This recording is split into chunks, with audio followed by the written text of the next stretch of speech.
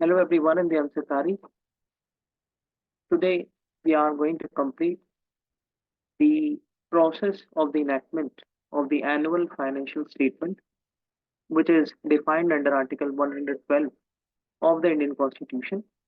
But if we look in the practicality, so that annual financial statement is just one of the components of the budget which we actually have in the Parliament of India. हमने कल बात की थी कि अलग अलग कौन कौन से कंपोनेंट्स होते हैं and all those components within the document of budget are presented by the finance minister on the floor of the house of the Lok Sabha in the very first stage, जिसको बोला जाता है presentation stage of the budget. The second stage now we have after the presentation of the budget is known as general discussion, जहाँ पर जो finance minister के साथ साथ जितने भी अलग अलग ministers होते हैं और जितने भी MPs होते हैं वो दोनों houses के अंदर बजट के अलग अलग क्लोजेस पर अलग अलग ग्रांट्स पर डिस्कस करते हैं और हम ये भी देखते हैं कि अलग अलग तरीके के जो क्वेश्चंस होते हैं वो फाइनेंस मिनिस्टर से पूछे जाते हैं कि you have provided this article this clause in the budget, so please justify the inclusion of this or the exclusion of this article from the budget, from the previous one, from the next one. Then here motions are also passed, but the cut motion cannot be moved at this stage and budget is also not submitted to vote. So in this stage, generally we see that the questions are asked by the ministers and the ministers have the responsibility to deliver the answers of the relevant questions in the house. Then comes the third stage, that is scrutiny by the departmental committees. We talked that there are three finance committees, that is Public Account Committee, Estimate Committee, and Committees on Public Undertakings. So the provisions which the budget is having related to all these committees. So the budget is provided to these committees to study and to scrutiny as far as the finance matters, as far as the money matters are concerned. So we have three finance committees and we have 24 departmental standing committees of Parliament. So budget is not just only provided to the finance committees but also to all the departmental standing committees because it is concerned with the expenditure and the revenue of all the organizations and the associations which comes under the category of article of a state comes under article 12. Then standing committees studies them, examines them, discuss in detail what kind of grants have been laid out, are they financially legible, are they going to have some more detrimental impact on the consolidated fund of India or not. So all these questions and examinations they do. Then comes the fourth stage, which is really very important. Why so? Because here is the efficacy of the executive is judged by the parliament, because here only the parliament gives vote on demand for grants. All the ministries which have laid out their demand for grants in the budget, now it is the parliament who will decide whether to provide them those grants or not on the basis of the vote. तो departmental standing committee की जो reports आती हैं कि ऐसे ऐसे demands की गई थी, उन सारी चीजों को यहाँ पार्लियामेंट पढ़ती है फोर्थ स्टेज के अंदर और मिनिस्ट्री वाइज कि यूनियन होम मिनिस्ट्री ने इतना पैसा मांगा, इतनी डिमांड, यूनियन फाइनेंस मिनिस्टर ने इतना पैसा मांगा, इतनी डिमांड। तो ये सारी चीजें जो स्टैंडिंग कमिटीज हैं, जो फाइनेंस कमिटीज है, वो पार्लियामेंट को देती है और इस स्टेज पर उनको देख करके वोटिंग की जाती है। Now voting is the exclusive privilege of the Lok Sabha. It is not assigned to the Rajya. Only it is an exclusive right for the Lok Sabha. And as we were talking in the couple of classes earlier also, that though the demands will be studied, the demands will be discussed, both kind of charged as well as made, but the vote can also, but the vote can also be, can only be done on the demands which are made, not on the charge expenditure, जिसके हमने देखा था supreme court, high court के जजेस की salaries, pension UPSC, CAG जैसे organisation के members की salary, pension, allowances, president of India का जितना भी खर्चा है उनका सारा अलाउंसेस, ये सारा चार्ज है, आप इसको मना नहीं कर सकते हो। This can only be increase.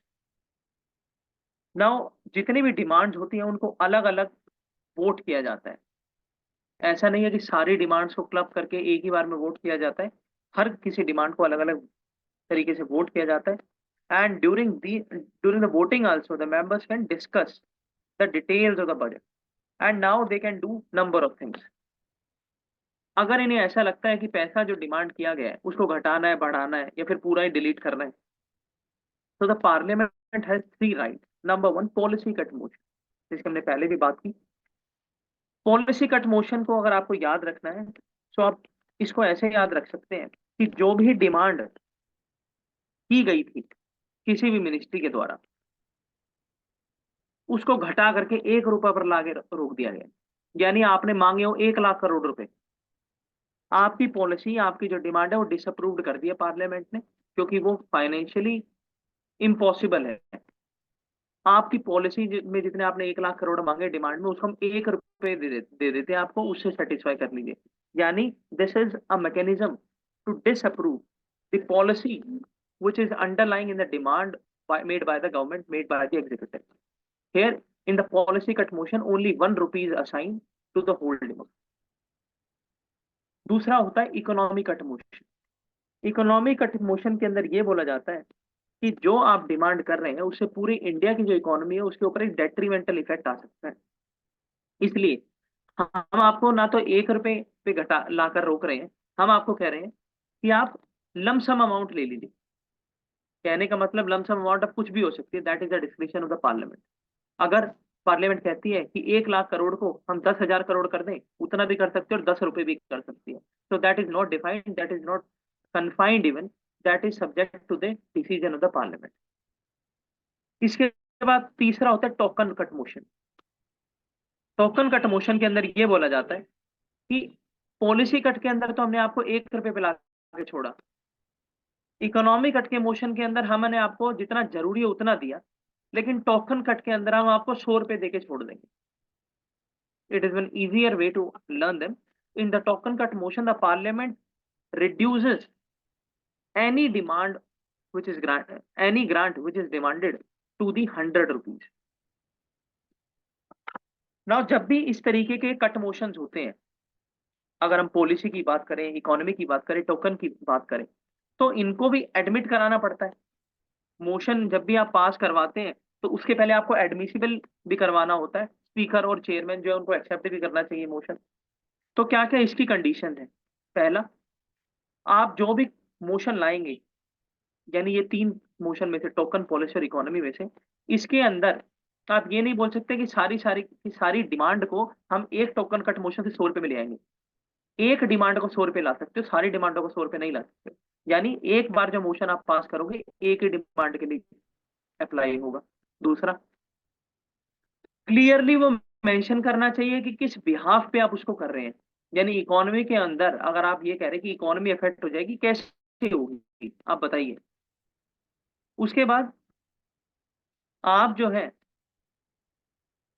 कोई भी ऐसा मैटर जो यूनियन गवर्नमेंट से कंसर्न नहीं होता उसके ऊपर आप मोशन नहीं ला सकते हैं। कोई भी एक्सपेंडिचर जो कि कंसोलिडेटेड फंड कम के ऊपर चार्ज है, जो कि हमने बात की कौन कौन से होते हैं उसके ऊपर, you can also not do that. Parliamentary privileges का कोई अगर मैटर है उसके ऊपर अगर आप कट मोशन लाना चाहे तो आप नहीं ला सकते। कोई ऐसा मैटर है जिसके ऊपर ऑलरेडी डिस्कशन चल रहा है, ऑलरेडी पार्लियामेंट्री कमिटीज बैठी हुई है, ऑलरेडी जो क्वासी जुडिशियल बॉडीज है उनके अंदर वो मैटर पड़ा हुआ है, आप उसको भी मोशंस के अंदर नहीं ला सकते। कोई पहले ही मैटर इस तरीके का चल रहा है या फिर पेंडिंग भी है तो भी आप नहीं कर सकते। या फिर कोई कोर्ट ऑफ इंक्वायरी या कमीशन बैठा हुआ है, किसी भी पार्लियामेंट का, किसी भी ऑफिसर का अगर कमीशन बैठा हुआ उसके ऊपर भी आप कट मोशन नहीं ला सकते। तो कट मोशन ये होते हैं और इनके ऊपर एडमिसिबिलिटी के ऊपर ये रूल्स हैं। अगर कट मोशन पास नहीं होता है, इसका मतलब है कि गवर्नमेंट मेजोरिटी है उसकी, वो फ्लोर ऑफ हाउस पे अपनी मेजोरिटी को पास कर भी सकती है किसी भी टाइम पर, और वो कट मोशन को पास नहीं होने देती। इसका मतलब उनका जो मेजोरिटी है, they are representing that majority. In case any of this motion is passed, it will lead to the defeat of the government. और बजट तो छोड़ो, आपकी सरकार ही गई। लोकसभा में आपको पार्लियामेंट्री कॉन्फिडेंस साबित करके दिखाना पड़ेगा। अगर आप नहीं कर पाए with in the prescribe time period, that is I think 1 month, then you are disqualified from the Lok Sabha. Your whole executive council, council of minister, the Lok Sabha will be dissolved, and the next election will take place, and then the Lok Sabha will be reconstituted. Now a question comes that let's suppose XYZ government we have in the parliament, और ऐसा हो ही जाता है, मान लीजिए कि token economy policy cut motion में से कोई सा मोशन पास हो ही गया, डिसॉल्व भी हो गई लोकसभा, एग्जीक्यूटिव काउंसिल भी डिफीट हो गए। तो now I have a question कि उस टाइम पर जो फाइनेंशियल, क्योंकि इलेक्शन भी नहीं हो सकते जल्दी से, 6 महीने का तो टाइम चाहिए, उस टाइम पे बजट कौन सा आएगा और कैसे आएगा? तो ओशिक आप बताइए।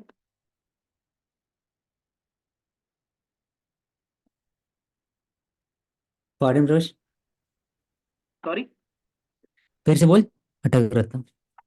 I am saying that budget pass करते टाइम कट मोशन पास हो गया, मेजोरिटी प्रूव नहीं कर पाए, डिसॉल्व हो गई लोकसभा, कोई पार्टी ऐसी है नहीं जिसको टेम्पररी मेजर पर हम बना दें, और लोकसभा डिसॉल्व हो गई, दोबारा इलेक्शन डिक्लेयर होंगे, इलेक्शन कमीशन ने भी बोल दिया, बजट था वो रह गया।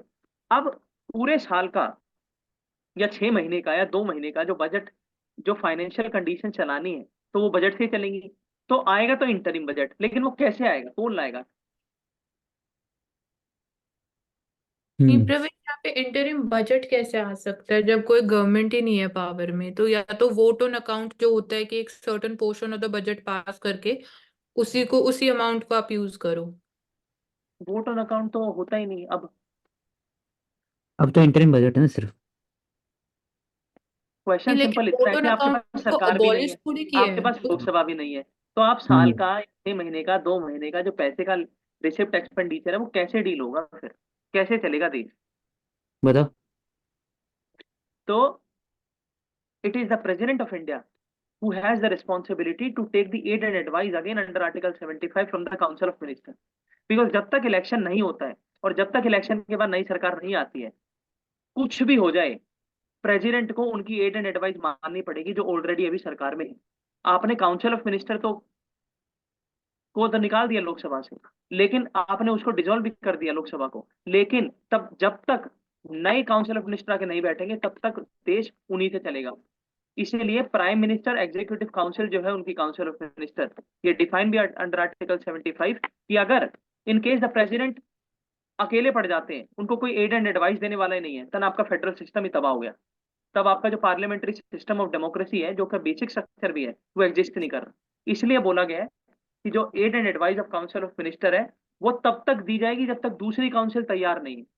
तो पैसे लेने का जितना भी लेन देन है वो सारा एग्जीक्यूटिव एक्शन से होगा उस टाइम पर, प्रेसिडेंट के, जो कि डिसीजन लेंगे on the aid and advice of council of minister headed by PM under article 70।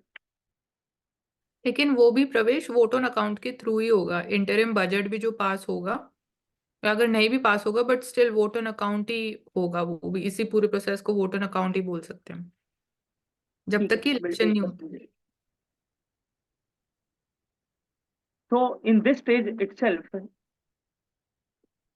जितनी भी डिमांड, आप मान लीजिए कि स्टैंडिंग कमेटीज ने सारी डिमांड्स पढ़ी, डिमांड पढ़ने के बाद डिस्कस भी हो गई, वोट भी डल गए, लेकिन अगर बहुत सारा डिमांड रह जाती है, अगर एकदम से जो है आपको सेशन की सिटिंग को प्रोरोगेशन करना पड़ जाए, कोई नेशनल इमरजेंसी आ गई, तो क्या करें? तो उस टाइम के लिए एक मेजर दिया गया गया है कॉन्स्टिट्यूशन में, गिलोटाइन, जिसकी हमने काफी बात देखी कि गिलोटाइन मोशन में जितने भी अलग अलग डिमांड्स हो, अलग अलग रिजोल्यूशन हो, अलग अलग कंपार्टमेंट्स हो किसी बिल के, क्योंकि बजट भी एक मनी बिल ही है, उनको सभी को एक मान करके पास करके और सेशन खत्म कर सकते हो। तो गिलोटाइन मोशन डिस्कस हुए हैं या नहीं हुए, कोई एक भी हुआ है तो सारे मान लिए गए हैं कि डिस्कस हो गए। Now, this guillotine provision is considered as an allegation on the chairperson or the official of the parliament, that is speaker and chairman, कि वो इसका मिसयूज करते हैं, जान पूछ के जल्दी से सारी डिमांड, एक डिमांड अगर पास हो गई सारा को क्लब करके पास करवा देते हैं, और इससे कहीं ना कहीं जो ऑपोजिशन है वो टूथलेस हो जाता है। So this is a criticism, and on the practical note we can say that the guillotine power should also not be used incessantly by the chairperson and should be used in a democratic manner, so that the opposition do get their right to discuss and to arbitrate over these various demands, because they ensure that the government do not use or do not do the expenditure of public money in an extravagant manner. Now comes the second last stage of the budget, that is passing of appropriation bill, and the last is passing of finance bill. Appropriation bill के अंदर हमने देखा था कि कितना पैसा parliament government को दिया एक्सपेंडिचर करने के लिए और कितना उन्होंने लगा दिया। एप्रोप्रिएशन बिल इस चीज से रिलेटेड होता है। एप्रोप्रिएशन के अंदर एक चीज एग्जैक्ट लिखी हुई है कॉन्स्टिट्यूशन के अंदर कि no money shall be withdrawn from the consolidated fund except under appropriation made by law, and this was a question in the Haryana prelims also recently which occurred, कि appropriation आपको करवाना पड़ेगा, आपको पार्लियामेंट को बताना पड़ेगा कि कंसोलिडेटेड फंड से इतना पैसा उठा रहे हैं, ऐसे लगाएंगे और इतना हमारे को दो, और उसके लिए आपको एक कानून भी पास करवाना पड़ेगा, दैट इज एप्रोप्रिएशन लॉ, जो कि पार्ट होता है बजट का ही। नाउ एन एप्रोप्रिएशन बिल जिसमें आप बात करते हैं कंसोलिडेटेड फंड से पैसा उठाने की, इसमें क्या क्या इस पैसे का यूज किया जाता है। तो पहला, जितनी आपने ग्रांट्स डिमांड की है उनके लिए आप पैसा लो।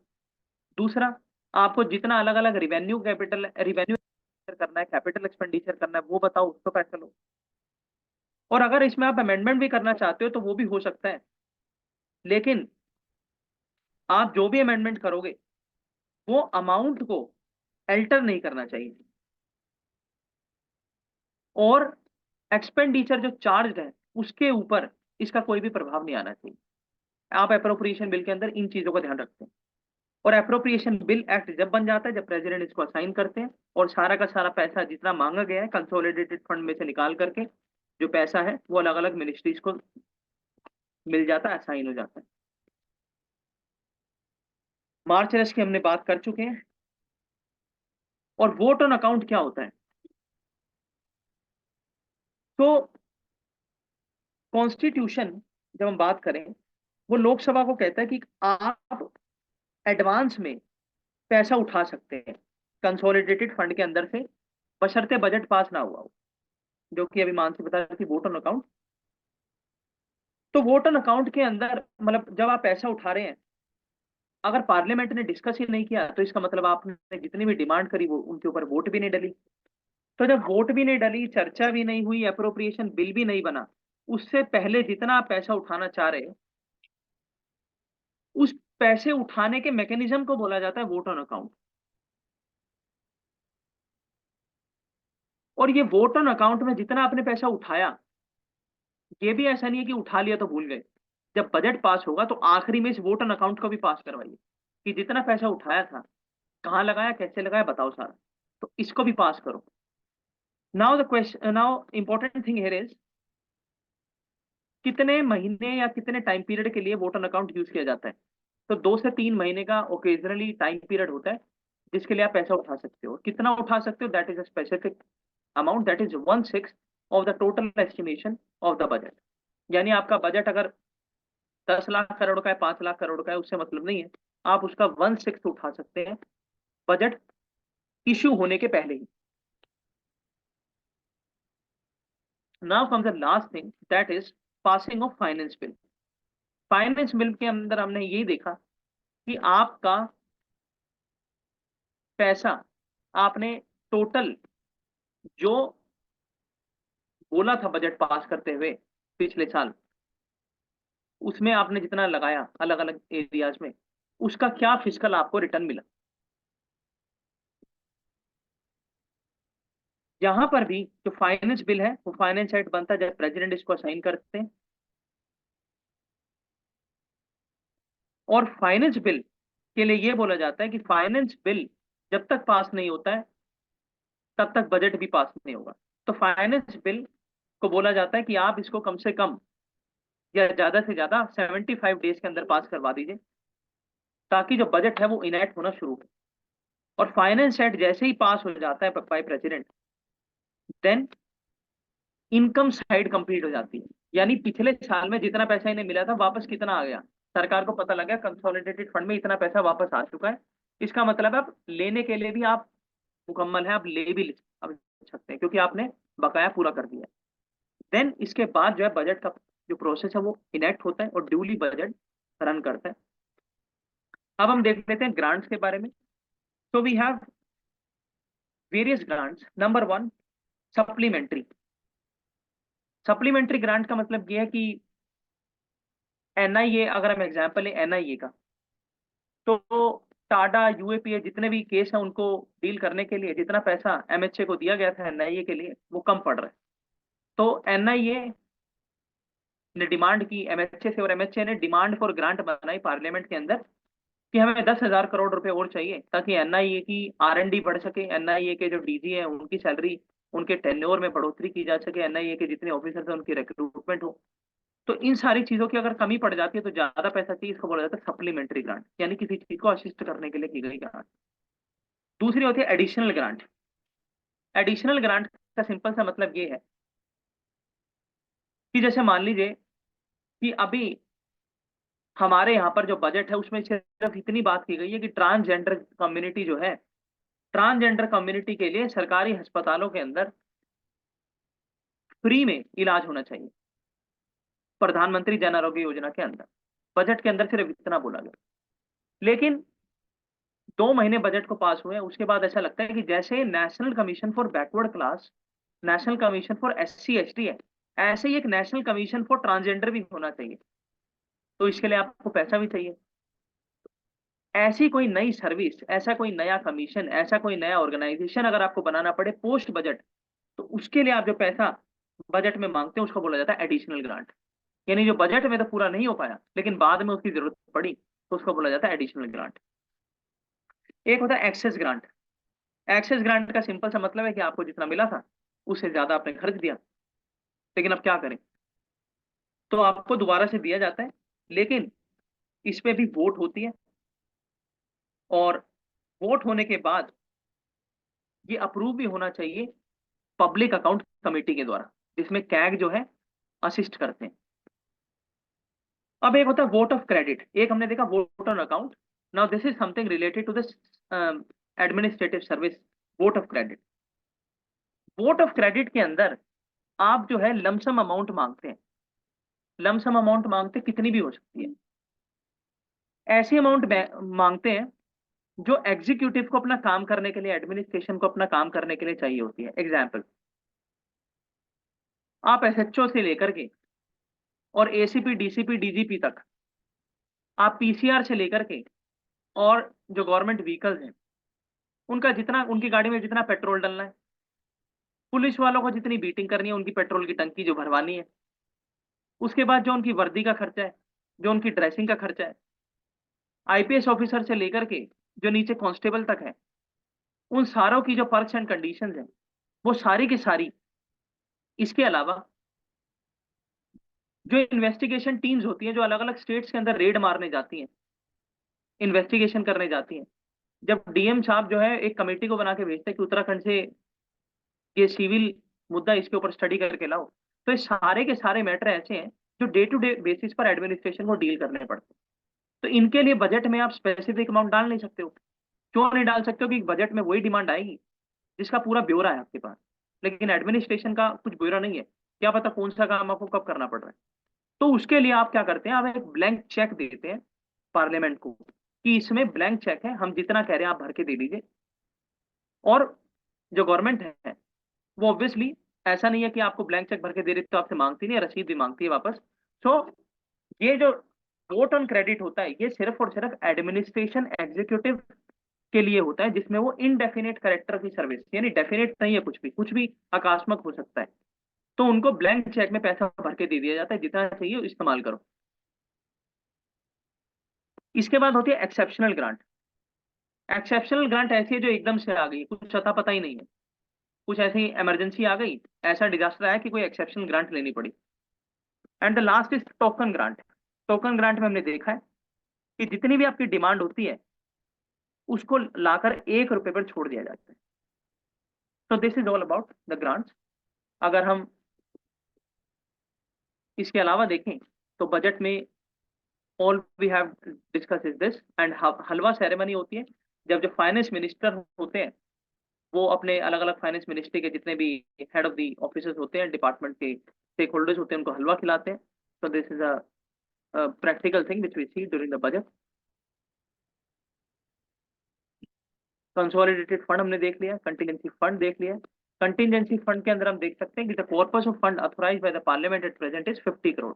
तो कंटीजेंसी फंड 50 करोड़ होता है, और फाइनेंस सेक्रेटरी जो होते हैं वो इनको रखते हैं प्रेसिडेंट के स्टेक पर। प्रेसिडेंट जब कहते हैं तो फाइनेंस सेक्रेटरी जो है साइन करके पैसा इसमें से उठाकर देते हैं, असाइन करके देते हैं। पब्लिक अकाउंट के अंदर हमने देखा कि पब्लिक अकाउंट के अंदर ऐसे फंड होते हैं जिनको जिनमें पब्लिक भी डायरेक्टली इन्वेस्ट कर सकती है। एग्जाम्पल किसान विकास पत्र, नेशनल सेविंग सर्टिफिकेट। इसके बाद जो पोस्ट ऑफिस अकाउंट्स होते हैं, एफडीज होती हैं, ये सारा पब्लिक अकाउंट का पार्ट होता है। जब हम देखते हैं कि ट्रेजरी बिल भी पब्लिक अकाउंट का पार्ट होते हैं।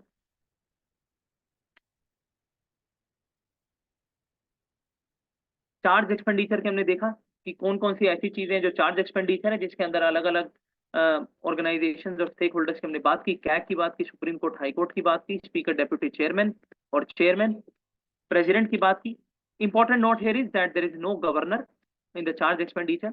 एंड जो बजट होता है वो दो तरीके का होता है, revenue budget, capital budget. Revenue जितना पैसा आपने खर्च किया नॉन टेंजिबल एसेट्स में, और कैपिटल जिसमें आपने टेंजिबल एसेट्स में खर्च किया। तो दिस इज बजटरी साइकिल जो हमने भी डील की। प्रेजेंटेशन होता है, डिपार्टमेंट स्टैंडिंग कमेटी स्क्रूटिनी करती है, डिमांड पे ग्रांट होती, ग्रांट पे वोटिंग होती है, कट मोशंस पास होते हैं, अलग अलग तरीके के हमने देखे, जिसमें 1 रुपए, 100 रुपए और लमसम अमाउंट दी जाती है। उसके बाद अप्रोप्रिएशन बिल और फाइनेंस बिल को पास करके बजट को ड्यूली नेट किया जाता है। तो this is all about the budgetary process. अगर हम इसमें देखें तो एक और चीज है, जेंडर बेस्ड बजट और जीरो बजट बेस्ड। तो zero budget based, I think it is related to something the agriculture part. Mansi can rectify me if I am speaking wrong. Zero based budgeting means you are not looking into your previous performance, या आप उसको base लेके आप future formulation पे नहीं जा रहे हो। तो you are starting from scratch, you are not going into your past performances and क्या मिस्टेक्स हुई। तो it is we can say completely new beginning, zero Okay, base. okay. So kind of greenfield project we can say this. हाँ, we can say. And the second thing is gender budgeting, जो कि 2003 से आई हमारे यहाँ पर। गिलोटाइन का हमने देखा कि गिलोटाइन जो है वो रेकलेसली यूज किया जाता है by the speaker of the Lok Sabha, क्योंकि गिलोटाइन की पावर भी जो है वो स्पीकर के पास ही है, चेयरमैन के पास राज्यसभा में नहीं है। क्योंकि गिलोटाइन का लेना देना वोटिंग ऑन डिमांड पे है, जिसमें कि एक वोट अगर पास हो जाती है तो सारी की सारी वोट्स को कंबाइन करके उस पर गिलोटाइन मोशन पास कर दिया जाता है। Now we can see the questions. So who and what does the Indian Parliament consist of? तो इसमें औशिक आप कंटिन्यू करो, I will interview. Indian parliament, Rajya Sabha, Lok Sabha and president of India. तो स्पेसिफिक उसके अंदर भी जाएंगे तो राज्यसभा में चेयरमैन, डेप्यूटी चेयरमैन और फिर राज्यसभा मेंबर्स हो गए। और इसमें अगर आएंगे लोकसभा में तो स्पीकर, डेप्यूटी स्पीकर और बाकी एमपीज हो गए और लोकसभा। ठीक तो है, इसी बात इसके अंदर मैं दो चीजें ऐड कर देता हूँ कि एक तो पैनल ऑफ चेयरपर्सन होता है लोकसभा में, पैनल ऑफ वाइस पर्सन होता है राज्यसभा में, और सेक्रेटरीट ऑफिस होता है जो कि दोनों हाउसेस का डिफरेंट होता है, और सेक्रेटरी जनरल उसको हेड करते हैं। और अब पार्लियामेंट क्या करती है वो बता दो आप। Parliamentary debates, discussion, formulation of budget, budgetary provision, where scrutinizes the executive on the various reports of the NCSC, NCBC, NCST, etc. It is led by the president of India. अब और it also makes the executive accountable through various motion, cut motion, policy cut, economic cut, adjournment motion, question raises the question of the public interest, for example 0 hour, question hour, etc. तो So various rule है। explain the impeachment relevance of removal of the जजेस का भी उसमें role है उनका, constitution amendment, money bill etcetera. तो इसके अंदर अगर मैं थोड़ा डिटेल में जाऊं तो हमारे यहाँ मल्टी फंक्शनल रोल है पार्लियामेंट का। पहला होता है लेजिस्लेटिव पार्ट, जिसमें कानून बनाने की बात होती है, अलग अलग तरीके के कानून बनाए जाते हैं। यूनियन लिस्ट में हमारे यहाँ 98 सब्जेक्ट है। उसके बाद रेजिजुअरी पावर है पार्लियामेंट के पास। उसके बाद कॉन्करेंट लिस्ट में कानून बनाती है, स्टेट लिस्ट में बनाती है। स्टेट लिस्ट में कब बनाती है? स्टेट लिस्ट में बनाती है 5 सर्कमस्टांसेस पे। पहला, जब राज्यसभा पास करती है रिजोल्यूशन। दूसरा, नेशनल इमरजेंसी लगी हुई है। तीसरा, प्रेसिडेंट रूल लगा हुआ है। चौथा, जब 2 या 2 से ज्यादा स्टेट ज्वाइंट डिक्लेरेशन देते हैं पार्लियामेंट को ऐसा कानून बनाने के लिए। और पांचवा, जब इंटरनेशनल ट्रीटी नेशनल एग्रीमेंट को अप्लाई करने की बात होती है। इसके अलावा पार्लियामेंट क्या करती है? 148 आर्टिकल के अंदर ऑर्डिनेंस को अप्रूव करती है और ऑर्डिनेंस को पास करवाती है, जो कि time period 6 weeks of the reassemblies of the parliament. इसके बाद जो पार्लियामेंट है वो स्केलेटन फॉर्म में कानून बनाती है, जिसको बोला जाता है डेलीगेटेड लेजिस्लेशन, और जिसमें डेलीगेटेड लेजिस्लेशन को पार्लियामेंट्री कमिटीज और जो IAS IPS ऑफिसर्स होते हैं उनको दिया जाता है, ताकि उसके अंदर जो अलग अलग कंपोनेंट्स है वो जोड़े और उसका इंप्लीमेंटेशन करें। दूसरी पावर होती है एग्जीक्यूटिव, जिसके अंदर अलग अलग पार्लियामेंट्री डिवाइसेस, जो शिक ने भी बोला, 0 hour, question hour, half an hour, और इसके अलावा इंपॉर्टेंट मोशन जैसे कि adjournment motion, no confidence, censure motion का यूज करती है, ताकि accountability of the executive under article 75 जो है वो बनी रहे, एंड चेक्स एंड बैलेंस की तरह वो काम करती है। पार्लियामेंट्री सोवरेनिटी को अपहोल्ड करने की बात करती है पार्लियामेंट। मिनिस्टर जो होते हैं, इवन द प्राइम मिनिस्टर, वो कलेक्टिवली रिस्पॉन्सिबल होते हैं लोकसभा में, और एक साथ सिंक करते हैं, एक साथ डाई होते हैं। इसके बाद पार्लियामेंट जो है वो प्रेसिडेंट को भी अकाउंटेबल करती है। कैसे? उनके मोशन ऑफ थैंक को पास करके या फिर उनको उसको रिजेक्ट करके। सेंश्योर मोशन, कट मोशन, इस तरीके की चीजें वो इशू करती है। अब फाइनेंशियल पावर क्या है? फाइनेंशियल पावर में सबसे बड़ी चीज तो हमने देखा कि बजट है, उसको अप्रूव करती है फाइनेंस और एप्रोप्रिएशन अकाउंट पास करवा के। बजटरी कंट्रोल के अंदर पार्लियामेंट्री कमिटीज है। पोस्ट बजटरी कंट्रोल के अंदर हमारे यहाँ 3 फाइनेंशियल कमिटीज है, जिसमें कैग की भी असिस्टेंट ली जाती है। इसके बाद जो अलग अलग हमारे यहाँ फंड है, जैसे कंटिजेंसी फंड है, कंसोलिडेटेड फंड है, पब्लिक अकाउंट फंड है, उनके ऊपर जो पार्लियामेंट है उसका सुप्रीम रोल होता है। इसके बाद कॉन्स्टिट्यूशन अमेंडमेंट की पावर भी है, जिसमें 3 तरीके से कॉन्स्टिट्यूशन अमेंडमेंट होता है अंडर आर्टिकल 368। जुडिशियल पावर क्या है? प्रेसिडेंट का इम्पीच करती है, प्रेसिडेंट को अपॉइंट करती है, वाइस प्रेसिडेंट को अपॉइंट करती है, उसको रिमूव करती है, सुप्रीम कोर्ट के जजेस हैं उनको रिकमेंड करती है उनका रिमूवल के लिए। इसके बाद जो पार्लियामेंट के MPs हैं उनके प्रिविलेज मोशन और contempt of court, contempt of house के मामले देखती है। इलेक्टोरल पावर क्या है? प्रेसिडेंट, वाइस प्रेसिडेंट, उनको, प्रेसिडेंट को, राज्यसभा के डिप्टी चेयरमैन को, डिप्टी स्पीकर ऑफ लोकसभा, इनको इलेक्ट करती है। इसके बाद इसके अलग अलग क्या क्या पावर है? पूरे वर्ल्ड के अंदर इंडिया का पार्लियामेंट्री सिस्टम को रिप्रेजेंट करती है, हाईली डेलिबरेटिव बॉडी होती है। जब भी पार्लियामेंट्री कन्वेंशन होते हैं तो पार्लियामेंट हेड करती है जितने भी अलग अलग state council as a parliament जब बैठती है उनको। इसके बाद यूनियन जो टर्म है, जो कि डिफाइन है अंडर आर्टिकल 1, इसके ऊपर सुप्रीम पावर होती है। एरिया घटा देती है, बढ़ा देती है, नाम चेंज कर देती है। सुप्रीम कोर्ट का जुरिस्डिक्शन बढ़ा सकती है, हाई कोर्ट को रिट पावर को बढ़ा सकती है। इसके बाद किसी भी दूसरी हाई कोर्ट को, किसी भी नॉर्मल हाई कोर्ट को रिट की पावर दे सकती है। अलग अलग तरीके की जितनी इमरजेंसीज हैं उनको अप्रूव करती है। और इसके बाद अगर हम बात करें कि क्या क्या कमी है पार्लियामेंट की, क्योंकि इसको हम डिटेल में ले रहे हैं and then will go short by short, तो क्या क्या कमी है? पार्लियामेंट के पास एक्सपर्टीज की कमी रहती है, डिसरप्शन ज्यादा देखने को मिलता है, फाइनेंशियल कंट्रोल जो है पोस्टमार्टम एग्जामिनेशन की तरह से होता है, तो कम एग्जीक्यूटिव की रिस्पॉन्सिबिलिटी देखने को मिलती है। इसके बाद जो इंपॉर्टेंट रोल होता है वो एग्जीक्यूटिव और लीडर ऑफ द हाउस का होता है, क्योंकि वही पार्लियामेंट को डिसाइड करते हैं कब वो मिलेगी, कब वो सेशन होगा, कब वो सिटिंग होगी। इसके बाद जो गिलेटाइन का मेजर है उसको ऐसा देखा जाता है कि बहुत ज्यादा मिसयूज किया जाता है बाय स्पीकर। बार बार प्रोमलगेशन होता है प्रेसिडेंट रूल का, जिसमें हमने देखा बिहार और झारखंड, बिहार और यूपी जैसे स्टेट में 200 बार हमने प्रेसिडेंट रूल देखा है। इसके बाद जो पार्लियामेंट है वो कहीं ना कहीं जो पार्लियामेंट्री बिहेवियर है और जो कंट्रोल है अपने पार्लियामेंटेरियन का, उसके ऊपर आज तक भी कोई कानून नहीं ला पाई है। जिसमें हम देखते हैं fundamental speech of parliament versus the sanctity of the parliament house, जिसमें आप किताबें फाड़ के स्पीकर के मुंह पे फेंक देते हैं, ऐसे भी सीन देखने को मिले। So this is all about the parliament. Now the second question we have, explain the relevance of Rajya Sabha as a second Because you chamber. can take up tomorrow. Okay, That's thank you it. so much and keep एक working bar on एक बार question पूछना है कि if the motion of thanks is not passed in the parliament, it amounts to the loss